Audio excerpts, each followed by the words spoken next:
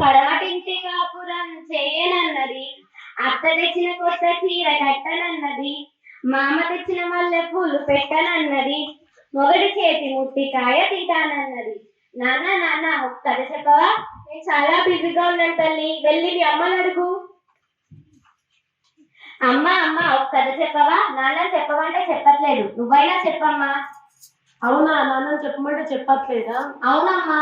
ఎప్పుడంటే సీఎం కూడా ఇంత బిజీగా ఉండదు. నేను వంటింటి పనులలో బిజీగా ఉన్నాను. వెళ్ళి మీ నాన్నమని చెప్పమని పో తల్లి.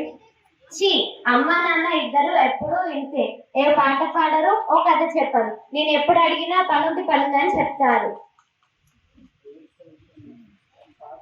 నానమ్మ నానమ్మ ఒక కథ చెప్పవా? నేనట్లాగానే నా చిట్టి తల్లి, నా బంగారు తల్లి, అలా పెరుగులోకి వెళ్ళి చెప్పుకుందాం పదమ్మా.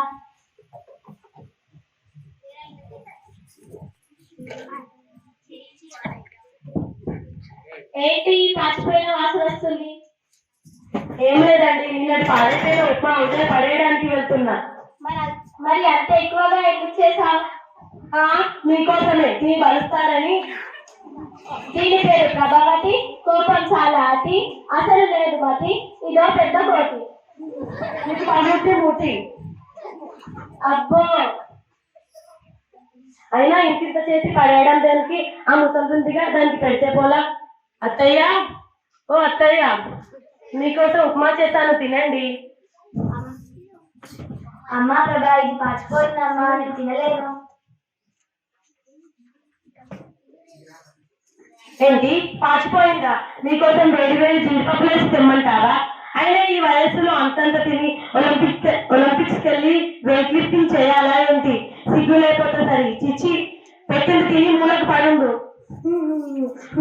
ఏమండి, ఇంట్లో ఇంతమందికి చాకరీ చేయలేనండి. ఏమైంది? ఇంకేం కావాలండి, మీరు పొద్దునగా వెళ్తారు, పాప స్కూల్ కి వెళ్తుంది, పొద్దున్న నుంచి ఆ ముసల్లానికి చాకరీ చేయలేక చెప్తున్నాను. అంత గొప్ప సేవలు ఏం చేసావే? మీకు ఏం చేశానో మీకు చెప్పాలా ఏంటి? చెప్పినా అర్థం చేసుకోరు. ఇప్పుడు నన్ను ఏం చేయమంటావే? ఈ ఇంట్లో నేనైనా ఉండాలి, లేదా ఆ ముసలైనా ఉండాలి?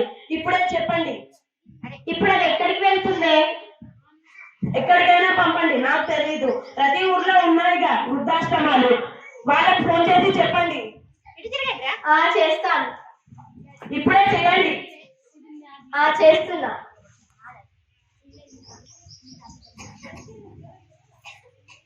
హలో, కరీంనగర్ వృద్ధాశ్రమమా అండి? ఒక ముసలాయన్ని మీ ఆశ్రమంలో చేర్చుకుంటారా? ఏంటండి? మా అమ్మేనండి. ఏంటండి? మా అమ్మేనండి.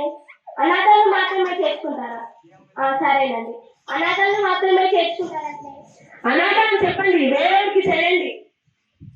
సరే సరే. హలో, పెద్దపల్లి వృద్ధాశ్రమమా అండి?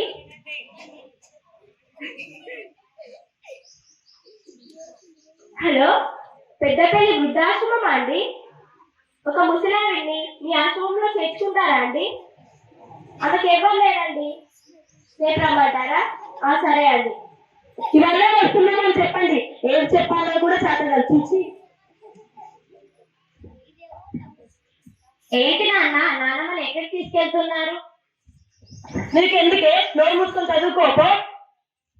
నువ్వు మాట్లాడకమ్మా. నాన్న నువ్వు చెప్పు, నాన్నమ్మని ఎక్కడికి తీసుకెళ్తున్నారు? ఏం లేదు తల్లి, నాన్నమ్మకు వయసు ఎక్కువైపోయింది కదా, అందుకే అనాథాశ్రమంలో వేద్దామనుకుంటున్నాం తల్లి. అవునా నాన్న?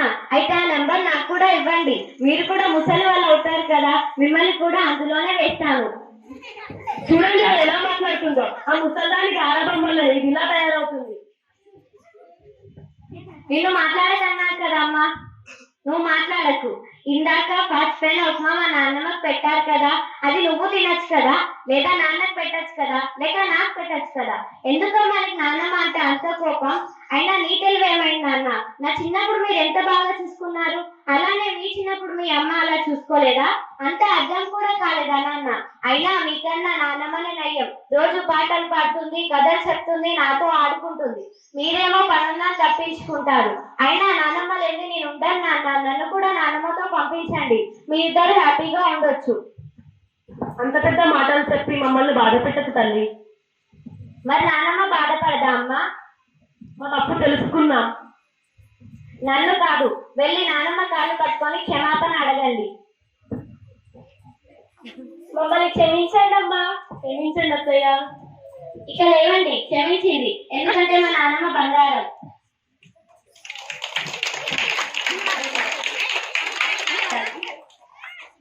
ధన్యవాదాలు.